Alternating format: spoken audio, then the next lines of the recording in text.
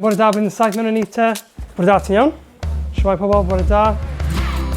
Y peth sy'n neud I fi codi pob dydd a dod I gwaith yw gwybod bod y plant yn dibynnu arno ni.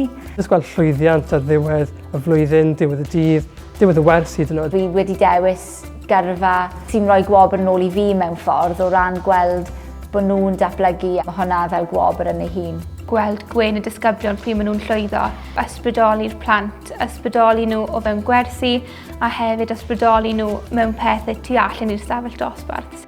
Fi mor angerddol am y Gymraeg a wedi wir mwynhau'r profiad addysgu'r Gymraeg i'r genedlaeth nesaf. Rannu, rhywun yn gallu dyfalu mae'r wn sefyll am.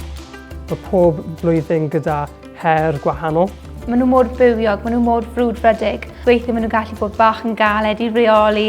Ar diwedd y dydd mae chi'n cofio taw plant ydyn nhw a falle bod nhw yn gwneud camgymeriadau. Bod angen creu'r berthynas gyda'r disgyblion, bod nhw ddim yn eich gweld chi fel robot fel petai, bod chi'n parchu nhw fel bod chi'n disgwyl parch ganddyn nhw. Ni'n gweld y plant yn neud y gwaith a falle maen nhw'n deall rhywbeth maen nhw ddim yn deall o blaen a mae hynna yn werth chweil.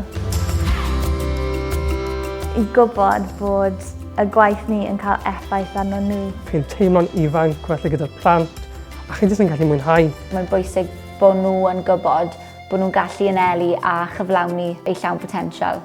Dyna beth sy'n gwneud I fi codi'n bore.